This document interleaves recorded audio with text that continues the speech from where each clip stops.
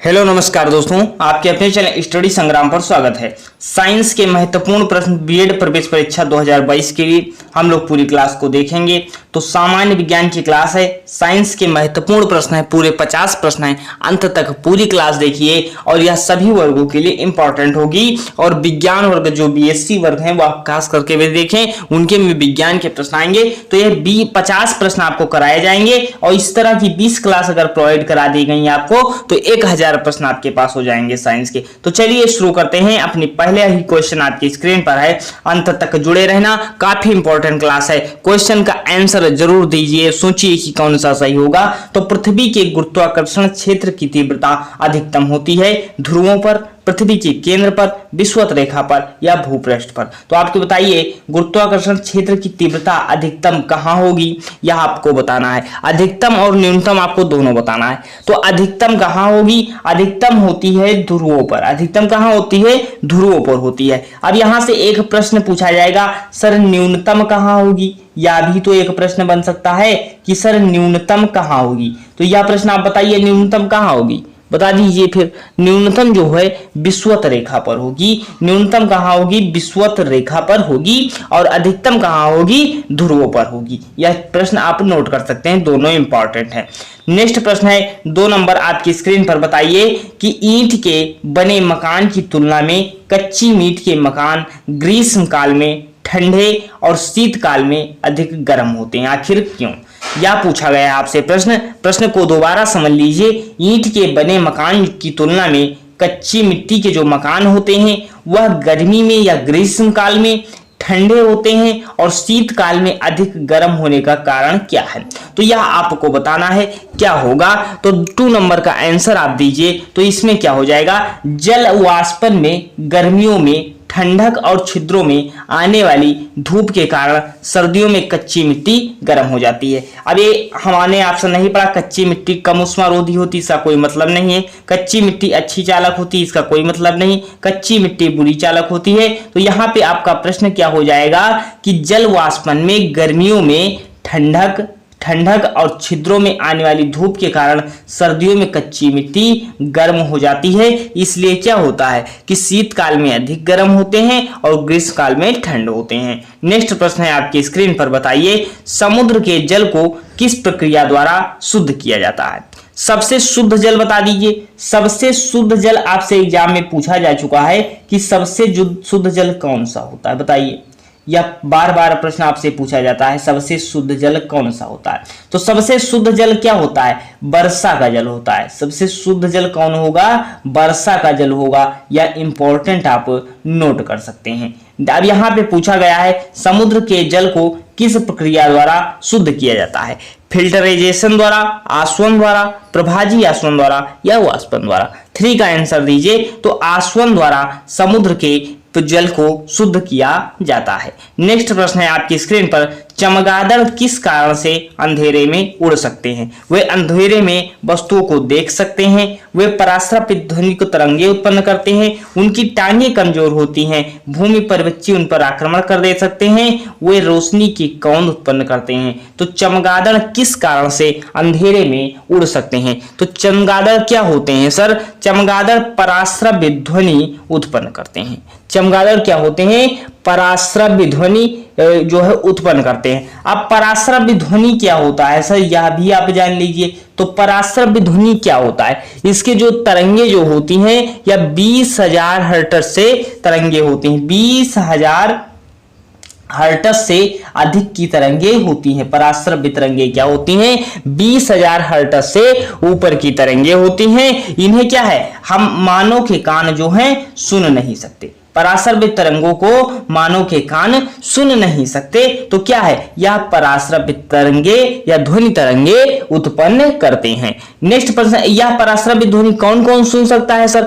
कुत्ता है, बिल्ली है, चमगादड़ है, आदि सुन सकते हैं। नेक्स्ट प्रश्न है आपकी स्क्रीन पर। बताइए लंबी अवधि के उपयोग के बाद बल्ब के अंदर की ओर एक धुंधला धब्बा बन जाता है, इसका क्या कारण है? टंगस्टन तंतु, वाष्प बनकर वहां एकत्रित हो जाती है। गर्मी के कारण शीशे में परिवर्तन आ जाता है। बल्ब की गर्मी के कारण ऊपर वाला शीशा काला हो जाता है। बल्ब के अंदर वाली धूल का ऊपर की ओर घनीकरण हो जाता है। 5 नंबर का आंसर आपको देना है। तो टंगस्टन जो होता है, बल्ब में क्या पाया जाता है, टंगस्टन होता है। तो टंगस्टन तंतु की वाष्प बनकर वहां एकत्रित हो जाती है। टंगस्टन तत्व जो होती है वाष्प बनकर वहां एकत्रित हो जाती है, जिसमें एक धुंधला धब्बा बन जाता है। तो यह क्या है, टंगस्टन के कारण ही होता है। नेक्स्ट प्रश्न है आपकी स्क्रीन पर, आसमान द्रव्यमान वाले दो पत्थर समान वेग से ऊर्ध्वाधर ऊपर फेंके गए। आसमान यानी मतलब समान द्रव्यमान का वाले जो बराबर हैं, मतलब वजन में बराबर पत्थर जो हैं वेग से, समान वेग से ऊर्ध्वाधर ऊपर फेंके गए। निम्नलिखित में से कौन सी घटना घटित होगी? हल्का द्रव्यमान अधिक ऊंचाई तक जाएगा, भारी द्रव्यमान अधिक ऊंचाई तक जाएगा, उनमें से कोई भी अधिक ऊंचाई तक जा सकता है, दोनों बराबर ऊंचाई तक जाएंगे। साइंस वाले सोचिए क्या होगा, और जो वैसे हैं वो प्रश्नों को देख लीजिए। तो क्या हो जाएगा, दोनों बराबर ऊंचाई तक जाएंगे, क्योंकि क्या है, पत्थर समान वेग से हैं और समान द्रव्यमान के हैं, तो दोनों बराबर ऊंचाई तक जाएंगे। नेक्स्ट प्रश्न है आपकी स्क्रीन पर, ठीक 0 डिग्री सेल्सियस पर कटोरे में रखे बर्फ और पानी में क्या परिवर्तन आएगा? जो 0 डिग्री सेल्सियस पर कटोरे में बर्फ रखा हुआ है, बर्फ और पानी में क्या परिवर्तन आएगा? जैसे 0 डिग्री है तो उसमें बर्फ भी अलग रखी है, एक 0 डिग्री में, एक कटोरे में पानी भी रखा है, तो उसमें परिवर्तन क्या आएगा? थोड़ी सी बर्फ पिघल जाएगी, सारी बर्फ पिघल जाएगी, सारा पानी बर्फ पिघल जाए बन जाएगा, या कोई परिवर्तन नहीं होगा। 7 का आंसर दीजिए सर। तो क्या होगा, उसमें कोई परिवर्तन आपका नहीं होगा। क्या, जैसे समझिए कि जैसे कटोरे में बर्फ और पानी में क्या परिवर्तन होगा, तो 0 डिग्री सेल्सियस पे बताई गई है बातें, तो क्या होगा, कोई परिवर्तन आपका नहीं होगा। नेक्स्ट प्रश्न है आपकी स्क्रीन पर 8 नंबर का आंसर आपको देना है कि क्या होगा। जब कोई जहाज नदी से समुद्र में प्रवेश करता है तो, काफी इंपॉर्टेंट प्रश्न है, जब कोई जहाज नदी से समुद्र में प्रवेश करता है तो क्या होता है, वह थोड़ा सा ऊपर उठ जाता है। वह जिस द्रव्य से बना होता है उसके आधार पर ऊपर उठता है या नीचे जाता है, वह थोड़ा सा नीचे चला जाता है, वह उसी स्तर पर रहता है। तो जब जहाज नदी से समुद्र में प्रवेश करेगा तो क्या होता है, वह थोड़ा सा ऊपर उठ जाता है। यह आप लोगों ने पढ़ रखा होगा। अगर आप साइंस के ही स्टूडेंट हैं तो आपका ये बार बार प्रश्न देखे होंगे। अगर वैसे पढ़ रहे हैं तो भाई पूरी सामान्य विज्ञान की क्लास को देख डालिएगा, आपके 1-2 प्रश्न जो आएंगे साइंस के वह यहाँ से हो जाएंगे। दूरस्थ स्थानों पर विद्युत चुंबकीय तरंगे भेजने वाला पहला वैज्ञानिक कौन है? दूरस्थ स्थानों पर विद्युत चुंबकीय तरंगे भेजने वाला पहला वैज्ञानिक James Clerk Maxwell, Thomas Alva Edison, Heinrich Hertz, John Logie Baird. 9 का आंसर आपको देना है। तो इसमें क्या हो जाएगा, जेम्स क्लर्क मैक्सवेल आपका बिल्कुल करेक्ट आंसर हो जाएगा। इसने क्या किया था, विद्युत चुंबकीय तरंगे भेजने वाला पहला व्यक्ति माना जाता है। नेक्स्ट प्रश्न है आपकी स्क्रीन पर, क्यूरी बिंदु तापमान पर निम्नलिखित में से क्या होता है? क्यूरी जो होता है बिंदु तापमान पर क्या होता है? धातु का चुंबकीय गुण समाप्त हो जाता है, धातु की चालकता समाप्त हो जाती है, धातु में तत्वांतरण हो जाता है, तब द्रव्य रेडियो एक्टिव हो जाते हैं।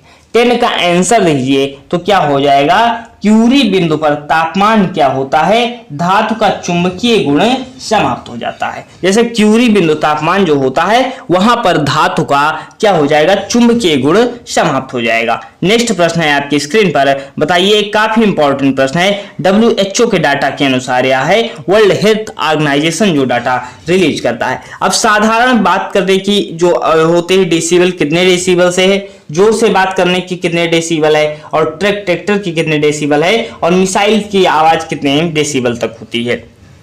तो 11th का आंसर दीजिए क्या होगा। तो आप बात करते हैं साधारण बातचीत, तो साधारण बातचीत में कितने डेसिबल तक आवाज होती है। जैसे साधारण बात कर रहे हैं तो साधारण बात करने से 30 से 40 डेसिबल होता है। अब 30 से 40 डेसिबल होता है। अब इस प्रश्न को हल करने का तरीका आपको बताते हैं। ए का 4 आप समझ गए कि ए का 4 सही है सर। तो ए का 4 तो आपको यहाँ पे है नहीं, या भी गलत है या भी गलत है। अब ए का 4 या तो या ऑप्शन में है या तो ए ऑप्शन में है, ए और बी में। अब एक चीज और आपको बता रहे हैं कि आप कैसे प्रश्न को हल करेंगे। जैसे मिसाइल की आवाज सबसे अधिक होती है, इसका मतलब मिसाइल का डेसिबल सबसे अधिक होगा, तो मिसाइल लगा लेते हैं। मिसाइल का डेसिबल 180 डेसिबल होगा, तो डी का कौन सा हो जाएगा, 2 हो जाएगा। इसका मतलब आपका कौन सा हो जाएगा, सी नंबर आपका बिल्कुल करेक्ट आंसर हो जाएगा।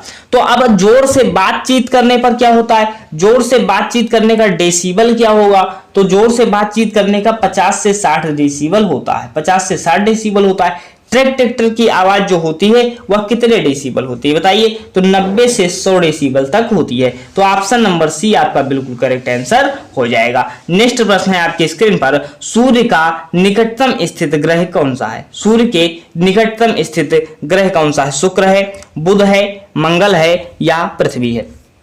पृथ्वी को क्या कहा जाता है, नीला ग्रह, ब्लू प्लेनेट कहा जाता है। मंगल को क्या कहा जाता है, लाल ग्रह कहा जाता है, मंगल ग्रह को लाल ग्रह कहा जाता है। पृथ्वी की बहन भोर का तारा, सांझ का तारा शुक्र को कहा जाता है।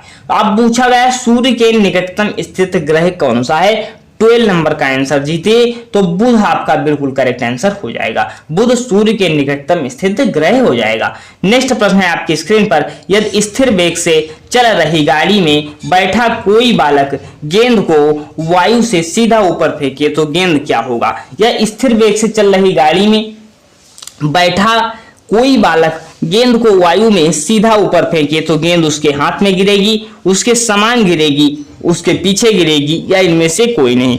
13 का आंसर देना है, तो क्या हो जाएगा, स्थिर वेग से चल रहा है, अर्थात क्या हो जाएगा, स्थिर वेग से चल रहा है तो बैठा कोई जो वायु फेंकेगा तो सीधे उसके हाथ में गिरेगी। नेक्स्ट प्रश्न है आपकी स्क्रीन पर, फ्रिक्शन कोण और रिपोज कोण निम्नलिखित में से किस रूप में होता है। फ्रिक्शन कोण और रिपोज कोण जो होता है किस रूप में होता है, एक दूसरे के समान होते हैं, एक दूसरे के समानुपातिक होते हैं, या एक दूसरे के समान नहीं होते, या उपयुक्त में से कोई नहीं होते हैं। तो फ्रिक्शन कोण और रिपोज कोण क्या होते हैं यह आपको बताना है।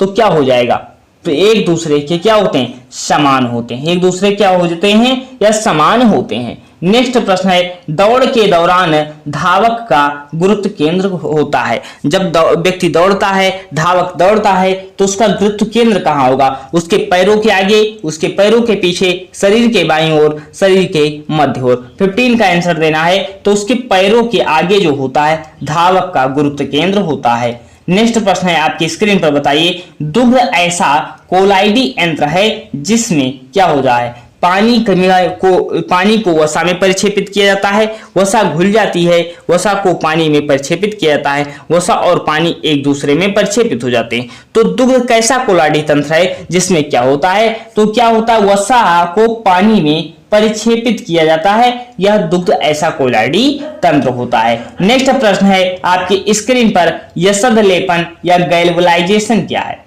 गैल्वेनाइजेशन या यसद लेपन क्या है, लोहे पर जस्ता चढ़ाना, लोहे पर एल्युमिनियम चढ़ाना, लोहे पर टिन चढ़ाना, लोहे पर तांबा चढ़ाना। अर्थात गैल्वेनाइजेशन क्या है यह आपको बताना है। तो गैल्वेनाइजेशन क्या है, जंग लगाने के लिए बचाया जाता है, जंग लगने से बचाने के लिए गैल्वेनाइजेशन किया जाता है। अब लोहे में जो जंग लगती है, अभी किस पे क्या है, लोहे पर जस्ते का लेपन किया जाता है, जंग बचाने के लिए यह गैल्वेनाइजेशन का प्रयोग किया जाता है। गैल्वेनाइजेशन क्या है, लोहे पर जस्ता चढ़ाया जाता है। नेक्स्ट प्रश्न है आपकी स्क्रीन पर, बताइए कि कार्बन का परमाणु क्रमांक 6 है, परमाणु भार 12 है, तो कार्बन के नाभिक में कितने प्रोटॉन होंगे। 18 नंबर का आंसर आपको देना है, क्या हो जाएगा। तो आपको पता होना चाहिए परमाणु भार होता है, परमाणु भार जो होता है या आप देख सकते हैं कि परमाणु भार जो होता है वह किसके बराबर होता है, परमाणु भार बताइए किसके बराबर होगा। तो परमाणु भार की बात करते हैं, प्रोटॉनों की संख्या प्लस न्यूट्रॉनों की संख्या होता है, प्रोटॉनों की संख्या प्लस न्यूट्रॉनों की संख्या परमाणु भार होता है। अब पूछा है सर परमाणु भार 12 है, परमाणु भार सर 12 है, तो अब आप तो बता ही सकते हैं सर परमाणु भार 12 है, परमाणु क्रमांक 6 है, परमाणु क्रमांक क्या है, 6 है। तो परमाणु क्रमांक क्या होता है सर, तो क्रमांक की बात अगर हम करते हैं तो न्यूट्रॉनों की संख्या होती है, जो परमाणु क्रमांक होता है वह न्यूट्रॉनों की संख्या होती है।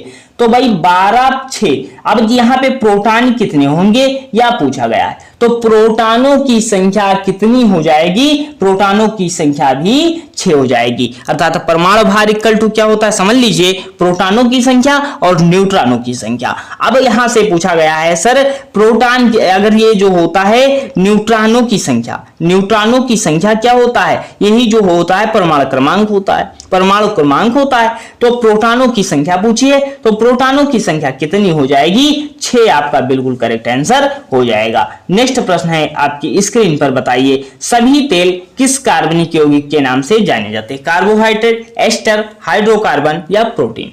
19 नंबर का क्वेश्चन आपकी स्क्रीन पर है, बताइए तो सभी तेल कार्बनिक यौगिक के नाम से जाने जाते हैं, तो हाइड्रोकार्बन के नाम से जाने जाते हैं। नेक्स्ट प्रश्न है आपके स्क्रीन पर, निम्नलिखित में से हरित गैस नहीं है, मीथेन, नाइट्रोजन। मीथेन को क्या कहा जाता है, मार्स गैस भी कहा जाता है। कार्बन डाइऑक्साइड गैस कौन सी होती है, सूखी बर्फ कौन सी होती है, तो कार्बन डाइऑक्साइड होती है, यह भी आप जान सकते हैं। Nitrogen, nitrous oxide. हरित गैस नहीं है। 20 का आंसर दीजिए आप लोग, क्या हो जाएगा, तो नाइट्रोजन जो है यह हरित गैस आपकी नहीं होगी। नेक्स्ट प्रश्न आपकी स्क्रीन पर है, बताइए हैम-बर्गर घटना को निम्नलिखित में से किस नाम से जाना जाता है। हैम-बर्गर घटना को किस नाम से जाना जाता है, यह आपको 21 नंबर के आंसर देना है, तो इसे क्लोराइड शिफ्ट के नाम से भी जाना जाता है। नेक्स्ट प्रश्न है आपकी स्क्रीन पर, जो तत्व ऑक्सीजन पर प्रतिक्रिया नहीं करता वह है क्लोरीन, आयोडीन, नाइट्रोजन, हीलियम। 22 का आंसर देना है, तो हीलियम क्या हो जाएगा, वह तत्व है जो ऑक्सीजन पर प्रक्रिया नहीं करता। हीलियम क्या होता है भाई, सबसे हल्की गैस होती है, जो क्या है गुब्बारों में भरी जाती है। जैसे क्या होता है गुब्बारे ऊपर जाते हैं तो हीलियम गैस के कारण ही जाते हैं। वायुयान के टायर में कौन सी हवा है, तो हीलियम गैस ही भरी जाती है। नेक्स्ट जो है आपकी स्क्रीन पर है क्वेश्चन, निम्नलिखित में से वह कौन सी धातु है जो उभयधर्मी ऑक्साइड प्रदान करता है। 23 का क्वेश्चन का आंसर दीजिए, उभयधर्मी ऑक्साइड प्रदान करेगा एल्युमिनियम, सोडियम, सिल्वर, कैल्शियम। तो एल्युमिनियम आपका बिल्कुल करेक्ट आंसर हो जाएगा, जो उभयधर्मी ऑक्साइड प्रदान करता है। नेक्स्ट प्रश्न है आपकी स्क्रीन पर, तापीय विद्युत केंद्र का गैसीय प्रदूषक है।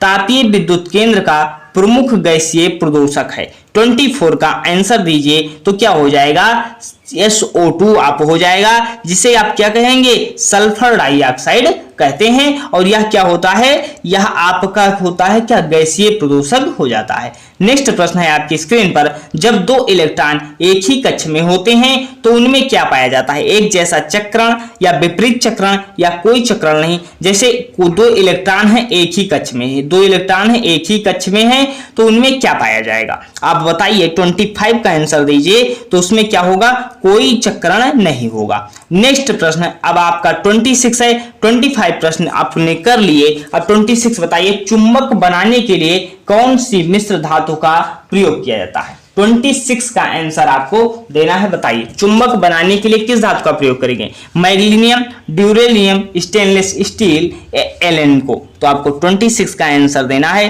तो क्या हो जाएगा, यहां पे आप किसका करेंगे, तो एलोय या धातु का प्रयोग करते हैं, एलोय या धातु का आप प्रयोग करते हैं। नेक्स्ट एलेनिको भी इसे आप कहा जाता है, एलेनिको एलोय धातु का प्रयोग करते हैं, एलेनिको का।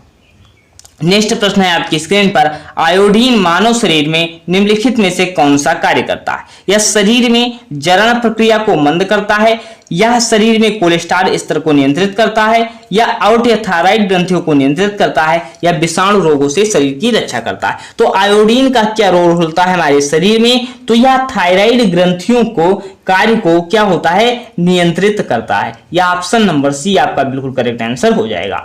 28 का आंसर दीजिए, निम्नलिखित में से वनस्पति तेल में आवश्यक वसा अम्ल नहीं होते। यह प्रश्न आपके बीएड में पूछा गया है कि किस मौसम में वनस्पति तेल की हमें आवश्यकता अधिक होती है, तो शीतकाल में, शीतकाल में होती है, शीतकाल में, वहां पे ऑप्शन था शीतकाल, तो शीतकाल आपका बिल्कुल करेक्ट आंसर वहां पे था। अब यहाँ पे निम्नलिखित में से किस वनस्पति तेल में आवश्यक वसा अम्ल नहीं होते, सूर्यमुखी के तेल, नारियल के तेल या मूंगफली के तेल या सरसों का तेल? 28 का आंसर देना है। तो नारियल के तेल में क्या होता है? आवश्यक वसा अम्ल नहीं होते। नेक्स्ट प्रश्न है आपके स्क्रीन पर, बताइए या खोज से संबंधित है या 4 प्रश्न आपको कराए जाएंगे यहाँ पर। तो यहाँ पे पूछा गया है कि सही मिलान कीजिए, नीचे दिए गए सही मिलान कीजिए। तो क्या मैडम क्यूरी ने किसकी खोज की थी? बताइए। मैडम क्यूरी ने रेडियम की खोज की, पेनिसिलिन की या डायनामाइट की या विकास के सिद्धांत की? तो मैडम क्यूरी ने किसकी खोज की थी? रेडियम की खोज की थी। मैडम क्यूरी ने किसकी खोज की थी? रेडियम की। चार्ल्स डार्विन ने किसकी खोज की थी? तो चार्ल्स डार्विन ने विकास के सिद्धांत की खोज की थी। चार्ल्स डार्विन ने किसकी खोज की? विकास के सिद्धांत की खोज की थी। अलेक्जेंडर फ्लेमिंग की बात करेंगे तो अलेक्जेंडर फ्लेमिंग ने पेनिसिलिन की खोज की थी। अब अल्फ्रेड नोबल बचे, तो अल्फ्रेड नोबल ने किसकी खोज की थी? डायनामाइट की थी। अब याद कर सकते हैं सर, मैडम क्यूरी, रेडियम की आविष्कार किसने किया? मैडम क्यूरी ने। पेनिसिलिन की खोज किसने की? अलेक्जेंडर फ्लेमिंग ने। डायनामाइट का आविष्कार किसने किया? अल्फ्रेड नोबेल ने। और जो है चार्ल्स डार्विन ने विकास का सिद्धांत दिया था। अब ए का फर्स्ट होता है सर, ए का फर्स्ट इसमें दिख रहा है, ऑप्शन नंबर सी आपका बिल्कुल करेक्ट आंसर हो जाएगा। नेक्स्ट प्रश्न है आपकी स्क्रीन पर, बताइए प्रदूषण नियंत्रण कार्यक्रम का उद्देश्य निम्नलिखित में से किस अपशिष्ट नदियों को विसर्जन कम करना है? प्रदूषण नियंत्रण कार्यक्रम का उद्देश्य है कि अपशिष्ट नदियों को विसर्जन कम करना है। तो किस अपशिष्ट नदियों को? ऑक्सीकरक हाशक या ऑक्सीजन उत्पादक या कार्बन उत्पादक नदी या सल्फर उत्पादक नदियों को कम करना। तो क्या हो जाएगा? तो ऑक्सीजन हरासक जो नदियां हैं उनका विसर्जन को कम करना हो जाएगा। नेक्स्ट प्रश्न है आपकी स्क्रीन पर है कि बताइए पौधे में जल का परिवहन किसके माध्यम से होता है? एपिडर्मिस, कैम्बियम, जाइलम या फ्लोएम? तो जल का परिवहन जो होता है पौधों में जाइलम द्वारा होता है, जबकि भोजन का जो है परिवहन किसके द्वारा? फ्लोएम द्वारा होगा। नेक्स्ट प्रश्न है आपकी स्क्रीन पर, निम्नलिखित में से वह वैज्ञानिक कौन है जिसने पहली बार रुधिर परिसंचरण की व्याख्या की थी? William Harvey, Antonie Leeuwenhoek, Gregor Mendel, Ronald ड्रास? तो आपको बताना है रुधिर परिसंचरण तंत्र की व्याख्या किसने की थी? तो विलियम हार्वे आपका बिल्कुल करेक्ट आंसर हो जाएंगे। ग्रेगर जॉन मेंडल किसे कहा जाते हैं? आनुवंशिकी के पिता कहे जाते हैं। नेक्स्ट प्रश्न है आपकी स्क्रीन पर, डी ब्रिज ने किस सिद्धांत का प्रतिपादन किया? उत्परिवर्तनवाद का सिद्धांत, प्राकृतिक चयनवाद का सिद्धांत या विनिमय का सिद्धांत या जाति उद्भव का सिद्धांत? 33 का आंसर देना। तो उत्परिवर्तनवाद का सिद्धांत क्या हो जाएगा? डी ब्रिज ने इस सिद्धांत को प्रतिपादित किया था। नेक्स्ट प्रश्न है आपकी स्क्रीन पर, निम्नलिखित में से वह ग्रंथि कौन सी है जो शरीर को ताप स्थायी बनाए रखती है? वह ग्रंथि बताइए जो शरीर को ताप स्थायी बनाए रखती है। पीनियल ग्रंथि, ऑटो ग्रंथि या हाइपोथैलेमस या पीयूष ग्रंथि? तो आपको 34 का आंसर आपको देना है कि सर क्या हो जाएगा? तो पीनियल ग्रंथि जो होती है आपकी यह ताप स्थायी बनाए रखती है। नेक्स्ट प्रश्न है आपकी स्क्रीन पर 35 नंबर, किसकी उपस्थिति के कारण पादप कोशिका और पशु कोशिका में अंतर पाया जाता है? जैसे पादप कोशिका और पशु कोशिका में अंतर किसके कारण पाया जाएगा? केंद्रक के कारण या क्लोरोप्लास्ट के कारण या कोशिका कला के कारण या इनमें से कोई नहीं? तो पशु कोशिका पादप कोशिका में अंतर को जो है क्लोरोप्लास्ट के कारण पाया जाता है। नेक्स्ट प्रश्न है आपकी स्क्रीन पर, प्रथम वियुक्त प्रतिजैविकी कौन सा था? या थोड़ा दिख नहीं रहा है, मैनेज कर लीजिएगा। प्रथम वियुक्त प्रतिजैविकी कौन सा था? नियोमाइसिन, टेरामाइसिन, स्ट्रोटोमाइसिन या पेनिसिलिन? 36 का आंसर दीजिए। तो क्या हो जाएगा? प्रथम वियुक्त प्रतिजैविकी एंटीबायोटिक क्या था? जो यहाँ पे पेनिसिलिन आपका था, जिसकी खोज अलेक्जेंडर फ्लेमिंग ने की थी, यह था एंटीबायोटिक हो जाता है। नेक्स्ट प्रश्न है आपकी स्क्रीन पर, परागज ज्वर निम्नलिखित में से किसका लक्षण है? कार्याधिक्य का, कुपोषण का, एलर्जी का या वृद्धा अवस्था का? 37 का आंसर दी। तो हैग फीवर कहा जाता है, यह क्या होता है? एक एलर्जी होता है, हैग फीवर इसे भी कहा जाता है। तो परागज ज्वर जो होता है ये एलर्जी का उदाहरण आपका हो जाएगा। नेक्स्ट प्रश्न है आपकी स्क्रीन पर 38, चाय के पत्तियों के संसाधन में निम्नलिखित में से कौन सी क्रिया आवश्यक नहीं है? शुष्कन, किण्वन, वेलन, गलानन? तो आपको 38 का आंसर देना है। तो क्या हो जाएगा, ग्लानन इसमें जो है आपका आवश्यकता नहीं होती है ग्लानन विधि की, बाकी सभी विधियों की आवश्यकता होती है। नेक्स्ट 39 नंबर दीजिए, केकड़े के कितने पैर होते हैं। भाई ये प्रश्न सभी लोग बताइए, या तो सरल प्रश्न है, 8 है, 12 है, 6 है, 10 है। तो केकड़े के कितने पैर होते हैं, तो 8 पैर होते हैं। अगर आप प्रिपरेशन बीएड एंट्रेंस की कर रहे हैं तो आप जाकर के प्लेलिस्ट में सारी वीडियो देख सकते हैं, पूरा बीएड एंट्रेंस की ही प्रिपरेशन कराई गई है। निम्नलिखित में से कृषि की उस शाखा को क्या कहा जाता है जो पालतू पशुओं के चारे, आश्रय, स्वास्थ्य और प्रजनन से संबंधित होती है। पशुपालन, डेयरी विज्ञान, पशु चिकित्सा विज्ञान या कुक्कुट पालन। अब आपको यह 40 का आंसर देना है, तो आप बताइए कौन सा हो जाए। इसमें आंसर दीजिए क्या होगा आप सभी का, कि जो ये पालतू पशु के चारे, आश्रय, स्वास्थ्य, प्रजनन से संबंधित होता है, तो इसके लिए क्या होगा, पशु चिकित्सा होगा या नहीं होगा, या पशुपालन होगा। तो पशु चिकित्सा या कुक्कुट पालन जो सोच रहे हैं वह गलत हो जाएंगे, पशुपालन आपका बिल्कुल सही हो जाएगा। एनिमल हस्बेंड्री भी इसे कहा जाता है। तो यहाँ पे क्या होता है, पशुपालन का चारा, आश्रय, स्वास्थ्य और प्रजनन से संबंधित होता है, तो पशुपालन होता है। नेक्स्ट प्रश्न है आपकी स्क्रीन पर, बताइए हशीश पौधे से प्राप्त की जाती है, यह बताइए वह पौधे किस भाग से प्राप्त की जाती है। हशीश पौधे से प्राप्त की जाती है, यह बताइए वह पौधे के किस भाग से। हशीश जो होती है, प्रश्न को समझ लीजिए कि हशीश पूछा है कि पौधों से प्राप्त होती है, तो हशीश पौधे के किस भाग से प्राप्त होती है। 41 का आंसर देता है। तो हशीश को क्या कहते हैं हम, भांग जिसे आप कहते हैं यह हशीश ही होता है। भांग जो जिसे आप कहते हैं या हशीश ही होता है। तो 41 का क्या हो जाएगा, डी हो जाएगा। या पत्तियों और मादा पुष्पक्रम निस्राव से पाई जाती है, पत्तियों और मादा पुष्पक्रम के निस्राव से पाई जाती है। नेक्स्ट प्रश्न है आपकी स्क्रीन पर, आप लोग समझे होंगे हशीश क्या है, तो हशीश भांग ही है। एडवर्ड जेनर निम्नलिखित में से किस बीमारी से जुड़े। हमने उस दिन आपको क्लास में बताया था चा, छा, जा। अब यहाँ पे वर्णमाला मत पढ़िएगा, च, छ, जा।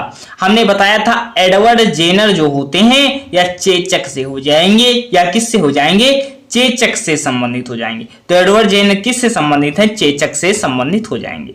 नेक्स्ट प्रश्न है, अदरक जड़ नहीं है तना है, क्योंकि इसमें क्लोरोफिल नहीं होता, या खाद्य सामग्री को भंडारित करता है, या मृदा में क्षैतिज दिशा में होता है, या गांठों में पेरिया होती हैं। 43 का आंसर देना है। अदरक जो है जड़ नहीं होता, ये इसमें क्या होता है, गांठे और पेरिया होती हैं। नेक्स्ट प्रश्न है आपकी स्क्रीन पर, बताइए रुधिर वलिका, रुधिर का जो है पीएच मान कितना होता है, 7.4 होता है, नोट कर लीजिएगा 7.4 होता है। अब यहां पूछा गया रुधिर वलिका के संबंध में निम्नलिखित कथनों पर विचार कीजिए, नीचे दिए गए कूट सही उत्तर चुनिए। रक्त में ऑक्सीजन का संचार होता है, इसमें लोहा पाया जाता है, रक्त को लाल रंग प्रदान करता है। 44 का आंसर दीजिए क्या हो जाएगा सर, तो इसमें क्या हो जाएगा, रक्त में ऑक्सीजन का संचार होता है, इसमें लोहा होता है, रक्त को लाल रंग प्रदान करता है। तो सही क्या हो जाएंगे, तीनों आपके सही हो जाएंगे। तो नेक्स्ट प्रश्न है आपकी स्क्रीन पर, सही विकल्प चुनकर लिखिए। इसमें सही पूछा गया है, लेकिन हम आपको पूरे सही बता देंगे। सही पूछा गया है तो क्या हो जाएगा सर, टिटनेस से जो है यहाँ पे हैजा जो है फेफड़ा से संबंधित है। हैजा से क्या प्रभावित होगा, फेफड़ा, या क्षय रोग से गला, या टिटनेस से तंत्रिका तंत्र, या मियादी बुखार से। तो हैजा से कौन सा अंग प्रभावित होता है, ये आपको बताइए। तो हैजा से प्रभावित क्या होता है, पाचन तंत्र प्रभावित होता है। क्या है, हैजा से क्या प्रभावित होगा, पाचन तंत्र प्रभावित होगा। क्षय रोग जिसे आप टीबी कहते हैं, इससे क्या प्रभावित होगा, तो फेफड़ा प्रभावित होता है। इससे क्या होगा, फेफड़ा प्रभावित होगा। टिटनेस से क्या प्रभावित होगा, तो टिटनेस क्या है आप बता दीजिए कि टिटनेस से क्या होता है, तंत्रिका तंत्र ही होता है। टिटनेस से क्या होता है, तंत्रिका तंत्र होता है। और मियादी बुखार किससे होता है, गला से होता है। इसका आप स्क्रीनशॉट ले सकते हैं कि हैजा से पाचन तंत्र, टीबी या क्षय रोग से फेफड़ा, टिटनेस से तंत्रिका तंत्र या मांसपेशियां, मियादी बुखार से गला हो जाएगा। नेक्स्ट प्रश्न है आपकी स्क्रीन पर, सीपीयू का पूरा नाम क्या है। 5 क्वेश्चन कंप्यूटर के लिए गए। Central processing unit, central public unit, या सेंट्रल प्रोसेसिंग यूनिट, या कंप्यूटर का मस्तिष्क किसे कहा जाता है बताइए? तो सीपीयू को ही कहा जाता है। कंप्यूटर का मस्तिष्क किसे कहा जाता है? सीपीयू को ही कहा जाता है। तो सेंट्रल प्रोसेसिंग यूनिट या सेंट्रल प्रोग्रामिंग यूनिट आपका क्या सही होगा? तो सेंट्रल प्रोसेसिंग यूनिट आपका बिल्कुल सही हो जाएगा। नेक्स्ट प्रश्न है आपकी स्क्रीन पर, बताइए निम्नलिखित में से कंप्यूटर की मुख्य स्मृति किसे कहा जाता है? प्रोम को, रैम को, या रोम को, या रैम को? तो क्या होता है? Random access memory, read only memory. तो यहाँ पे सही क्या होगा? 47। तो यहाँ पे रैम का प्रयोग होता है। कंप्यूटर की मुख्य स्मृति किसे कहा जाता है? रैम को कहा जाता है, रैंडम एक्सेस मेमोरी। नेक्स्ट प्रश्न है आपकी स्क्रीन पर, निम्नलिखित में से उस साधन को क्या कहा जाता है जो प्रतिबिंबों को ऐसे अंकीय डाटा को बदल देता है कंप्यूटर में जमा किया जाता है? उस साधन को क्या कहते हैं जो प्रतिबिंबों को ऐसे अंकीय आंकड़ों में बदल देता है जो कंप्यूटर में जमा किए जाते हैं? तो 48 का आंसर दीजिए। तो स्कैनर उसे कहा जाता है जो प्रतिबिंबों को अंकीय डाटों में बदल देता है, कंप्यूटर में जमा किया जाता है। नेक्स्ट प्रश्न है आपकी स्क्रीन पर, नासा द्वारा विकसित सर्वाधिक तेज कंप्यूटर, सुपर कंप्यूटर कौन सा है? पहला सुपर कंप्यूटर कौन हो जाता है? परम हो जाता है। परम कौन सा? 10,000 होता है। परम 10,000 हो जाता है पहला सुपर कंप्यूटर। अब विश्व का सबसे तेज सुपर कंप्यूटर कौन सा है इस समय वर्तमान में? फुगाकू हो जाएगा। फुगाकू जापान का है विश्व का सबसे तेज कंप्यूटर। लेकिन यहां पे पूछा गया नासा द्वारा विकसित, तो 49 का आंसर दीजिए, कोलंबिया नासा द्वारा विकसित तेज कंप्यूटर हो जाएगा। नेक्स्ट प्रश्न है आपकी स्क्रीन पर, आलेख, ग्राफिक्स, पाठ योजना, वीडियो, एनिमेशन के संयोजन की सूचना को क्या कहा जाता है? बहुफलिका, मल्टीफेसेट, या जो होता है बहुक्रमादेश, बहुमीडिया, या बहुसंसाधन? आप बताइए 50 का क्या हो जाएगा? आलेख या ग्राफिक्स जो है क्या कहेंगे इसे आप? ग्राफिक्स आप कह सकते हैं, ग्राफिक्स या बहुमीडिया भी आप कहते हैं। तो यह बिल्कुल करेक्ट आंसर आपका हो जाएगा, बहुमीडिया कहा जाता है। आलेख है, वीडियो है, सजीवन है कि सूचना को बहुमीडिया कहा जाता है। 50 महत्वपूर्ण प्रश्न है। क्लास कैसी लगी जरूर बताइए। अंत तक जुड़े रहने के लिए आप सभी का धन्यवाद। मिलते हैं नेक्स्ट वीडियो में।